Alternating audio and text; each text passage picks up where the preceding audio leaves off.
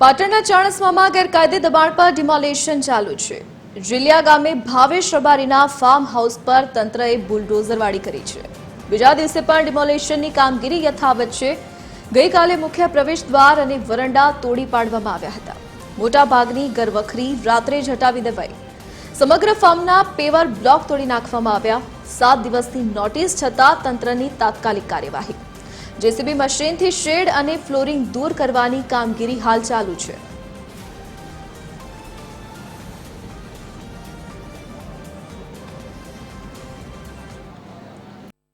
પાટણ જિલ્લાના ચાણસ્મા તાલુકાના જીલિયા ગામે જે અઠવાડિયા પહેલા બનાવ બન્યો હતો તે ટોપ ઓફ ધ ટાઉન બનવા પામ્યો હતો। ત્યારે વહીવટીતંત્ર અને પોલીસ દ્વારા ગઈકાલથી જે ભાવેશ રબારી નામનો જે ગેરકાયદેસર ફાર્મ છે તે તોડી પાડવામાં ની કામગીરી હાથ ધરાઈ છે। ત્યારે તમે દ્રશ્યમાં જોઈ શકો છો કે અત્યારે પ્રથમ દિવસે તેમણે જે પેવર બ્લોક તેમજ વરંડા અને મેઇન ગેટ તોડી પાડ્યો હતો અને અત્યારે જે બીજા દિવસે સતત તોડી પાડવાની કામગીરી હાથ ધરવામાં આવી રહી છે। જ્યારે અત્યારે જે મેઇન 2 માળનો જે બંગલો છે તેમને પણ થોડા જ કલાકોની અંદર તોડી પાડવામાં આવશે તેવું અત્યારે તો લાગી રહ્યું છે। અત્યારે જે મેન જે બંગલો કહેવાય છે તેમને જે ઘરવખરીનો જે સામાન છે તે બહાર કાઢવામાં આવી રહ્યું છે અને અત્યારે જે કહેવાય કે કામગીરી અત્યારે હાથ ધરાઈ રહી છે અને અત્યારે થોડા કલાકોમાં કદાચ આ 2 માળનો બંગલો પણ ધરાશાયી કરવામાં આવશે। કુણાલ સીમાડી, TV 13 પાટણ।